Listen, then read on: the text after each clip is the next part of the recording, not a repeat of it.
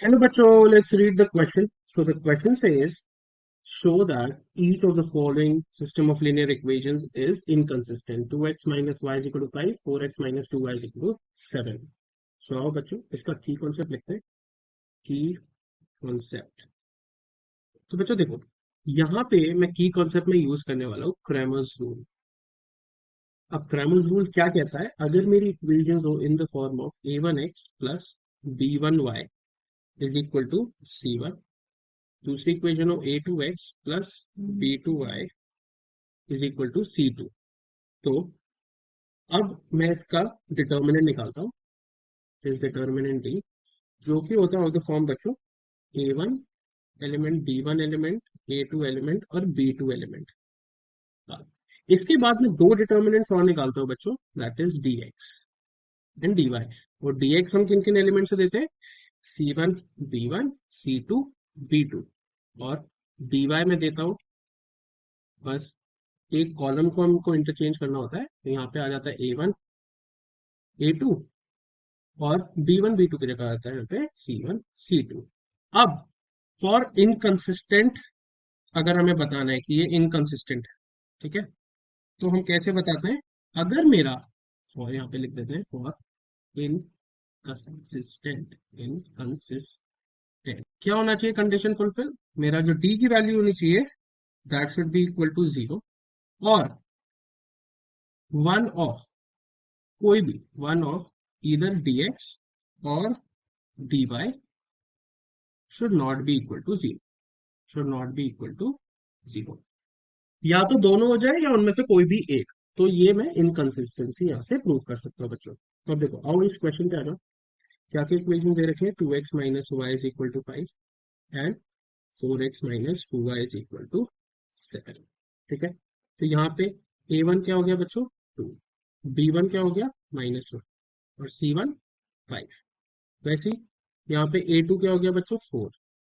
b2 हो गया बच्चों -2. कोएफिशिएंट्स बताएंगे ना. एंड c2 हो गया बच्चों यहाँ पे 7. राइट. तो बना लेते हैं डिटर्मिनेंट डी, dx और dy.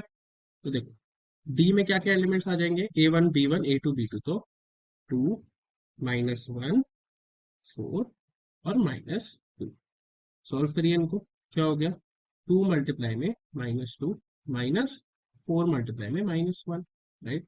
ये हो जाएगा मेरा -4 + 4 विच इज इक्वल टू 0. सो मैं यहाँ पे लिख सकता हूँ कि मेरी डी की वैल्यू तो 0 हो गई. राइट. तो पहली कंडीशन तो मेरी फुलफिल हो गई. अब dx और dy में से चेक करना है कि वो नॉन जीरो है या नहीं, कोई भी एक. तो यहाँ पे देखो dx. राइट. अब dx में क्या क्या एलिमेंट्स आएंगे? यहाँ पे देखो कि कॉन्सेप्ट में c1 b1 c2 b2 लिख दो.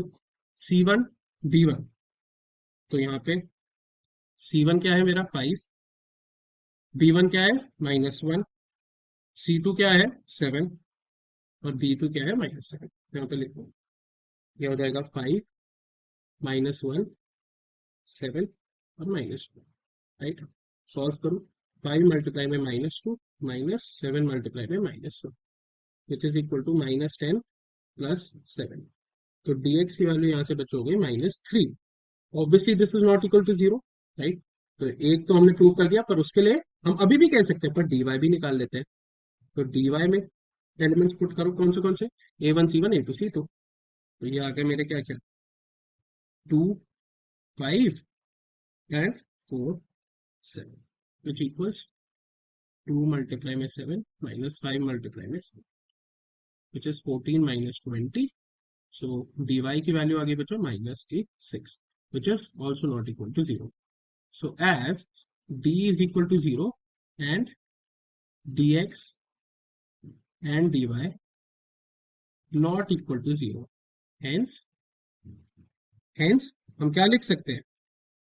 The following linear equation is, hence it is inconsistent. So the final answer is it is inconsistent, and we have shown that. I hope you understood it well. Best of luck.